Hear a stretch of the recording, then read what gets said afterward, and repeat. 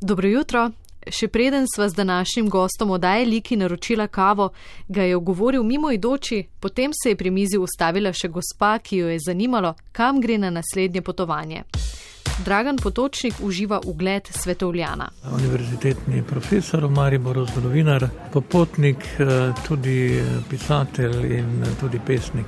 Kaj sem od tega najbolj, skušam biti človek. Kaj to pomeni danes, da skušate biti človek? Nekje ste dejali, da postajamo taka odtujena družba, ne? Se ne dotikamo, se ne pogovarjamo, postindustrijska, kapitalistična odtujena. Ja, skušam biti odprt, se pravi, tudi do drugačnosti. Nenazadnje sem ogromno sveta prepotoval. Potovati je začel že v srednji šoli, najprej se je odpravil v Maroko. Pravi, da so bili njegovi starši do takšnih odprav dokaj zadržani. Včasih se sprašujem, kaj je to, ne, da jaz sem doma namreč nobene spodbude. Kaj je to v človeku, da ga nekaj žene, da je neka, ne vem, vroča kriv njemu, ali ne vem, nek južni veter, ki potegne in že moraš na pot. Kaj se to dogaja? Ali je to prekletstvo, ali je to blagoslov? Ne vem, namreč jaz nisem imel prav nobene spodbude. Nikjer nismo bili, nikamor nismo potovali, ker pri nas so bili pripričani, da pač itak imamo vse doma. Kar je seveda po eni strani res. Človek konec koncev nese sebe, kamorkoli pač potuje sabo, ne? Ampak jaz kot zgodovinar, kot tisti, ki rad pišem, ki rad se izkušam ujeti trenutke nekje daleč proč, mi poznavanje tujih kultur pomaga, resnično pomaga na tej poti.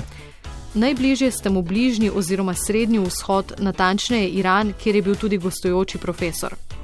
Dragan Potočnik pravi, da so kljub nestabilnim razmeram in ekonomiji ljudje odprti in prijazni, da skoraj ni srečanja, da ga kdo ne bi povabil domov na kosilo ali večerjo.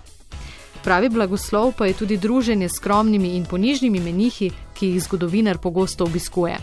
Ja, vsako leto grem za kak mesec pod Himalajo, sicer v budistični tibetanski samostan. Tam sem gost tibetanskih menihov, ne zaradi neke duhovne prakse, ampak predvsem zaradi miru in tišine in seveda lepote Himalaje. No in ti menihi so seveda tudi moji gostje, vsaka 3 leta pridejo v Maribor, so tukaj, živijo pri meni. In pred leti so celo zgradili stupo, budistično, tako v spomin na Dalaj Lamo, 80 let je takrat praznoval. In na nek način tudi simbol vseh teh mojih srečevanj z drugimi svetovi. Kadar je v samostanu zajtrkuje z menihi, čez dan se sprehaja in piše pesmi ali znanstvene razprave. Tam je napisal tudi roman Pesem za sin in džan. Pravi, da so to nepozabni trenutki miru in harmonije, ki se mu doma pogosto prikradejo v misli. In mislim, da bi se vsak moral na nek način, če se le da, odklopiti, iti v neko tišino, v mir, da spet najde stik samim sabo. V primerjavi z mirnim načinom dopustovanja v budističnem templju pa so njegove kolesarske odprave nadvse avanturistične. Jaz nisem človek, ki bi se usedel na kolo, pa ne vem, vsak dan treniral. Pa recimo tudi na potovanju, ne vem, delo etape 100 km, zdaj naredil do onega mesta in tako dalje, ne. Če se nekam pripeljem na poti in vidim, da je nekaj zanimivo, ostanem tam 2-3 dni, se pogovarjam z ljudmi, sem tam njihov gost, kar je seveda bistvena prednost kolesa, da ti ljudje čisto drugače sprejmejo, dojemajo, kot res nekega romarja, pravega nomada. In potem si seveda takoj njihov. Tako sem prekolesaril večji del Afrike, recimo od Kaira do Lusake, se pravi do Zambije, tudi celo Azijo, od Pekinga domov, pa vse Karakorum in tako dalje. Tisti, ki vozijo kolo, vedo, kaj to pomeni. In še nekaj je tu ta spontanost. Nikoli ne veš, kaj bo naslednji trenutek. Kje boš spal ali kaj boš jedel, če sploh? Del poti iz Pekinga do Maribora je zgodovinar preživel na Transsibirski železnici. Na vlaku je tako premagal pot od Urala do Moskve. Preostali del pa z vetrom v laseh, kot opisuje sam. Peking do Maribora, fantastična izkušnja. Res je to bilo kar nekaj let nazaj. Izkušnja, ko sem na poti spoznal, se naučil ogromno, zelo težko sploh povedati, kaj vse. Ne vem, Kitajci so mi zaprli, recimo, ker sem se znašel na nekem prepovedanem ozemlju, tam, ker ne smejo tujci. Militantna cona? Ne. Neka cona prepovedana, bi še zdaj ne vem, nihče ni znal angleško, samo nekako vse nagrade so prišli in me strpali. No, potem, recimo Afrika, da ne govorimo o Afriki, to je neverjetno, Afrika še bolj nepredvidljiva. Prav zaradi tega me zadnji čas toliko vznemirja.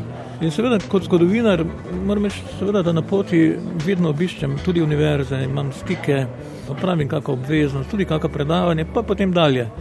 Pač ne grem dalje s Toyoto, ampak grem pač kolesom. Dragan Potočnik je strokovnjak za neevropske kulture, ki jih doživlja na svojih potovanjih. Že nekaj let piše knjigo o črni celini, ki ga je popolnoma prevzela. Afrika je kontinent, kjer je nemogoče predvideti naslednji trenutek še bolj kot tisto, kar sem že omenil, recimo kjerkoli drugje. Velik problem so seveda posebej, če gre s kolesom živali. Se pravi, ne vem, pelal sem se po savani Kenije, sploh nisem vedel, kje pravzaprav sem, da tako rečem, grobo. Vedel sem seveda. No in potem naenkrat vidim neko povoženo žival in se zapeljem 2 kroga, okrog vidim, da je hijena. Jaz sem mislil, da je to kak pes ali ne vem, neka domača žival. Torej, tako to zgleda. Da seveda ne govorimo kačar, ne. Kač je na cestah, posebej v tropskem predelu Kenije, Tanzanije, neizmerno, ne, in to je resnično zelo nevarno. Da ne vem potem, kje prespiš, pa te že vnaprej opozorijo, da dvigni rjuho, ker včeraj smo črno mambo srečali v kuhinji. To seveda potem malarija, se pravi komarji in vseh nalezljivih bolezni, te mrzlice različne, in tako da Afrika resnično še vedno velik zalogaj tudi za zelo izkušene popotnike. Ko sem lani recimo potoval po Senegalu, sem želel iti na univerzo, ampak niti do univerze nisem prišel, ker sem že predtem staknil malarijo. Čeprav imaš izkušnje, te marsikdaj, moram reči, kar življenje postavi na realna tla. Na pot s kolesom doktor zgodovine ne jemlje kakšne posebne opreme ali sablje, kot si morda predstavljate. Oborožen je 40-letnimi izkušnjami s potovanj, vse, kar zares potrebuje, je poleg zobne ščetke še nekaj kosov oblačil. Torej, kar se bo zgodilo. Ni moj načrt, kot sem že rekel, delati 100 km dnevno, ampak predvsem doživeti ljudi in pokrajino, znati se ustaviti, reči, dovolj je, ne vem, rad se imam, bom zdaj tu se ustavil, pa bom 2 dni tukaj, obvezno imam zraven seveda računalnik, pišem kaj, te moje zgodbe nastajajo na teh poteh in to mi je bolj dragoceno kot karkoli drugega, kot kako tekmovanje. Tekmovanje je dovolj tukaj. Vsak dan nekam drvimo, tekmujemo drug z drugim, sploh nezavedno, medtem ko tam pa se to odpade. Svoje raziskovalne odprave prepleta z delom na domači in tujih univerzah. Dragan Potočnik je zgodovinar, ki obožuje svoje rodno mesto Maribor, a ga je začelo mestno življenje omejevati in se je preselil na podeželje. Gre tja, kamor se mu zazdi. Išče zgodbe, o katerih pripoveduje tudi svojim študentom.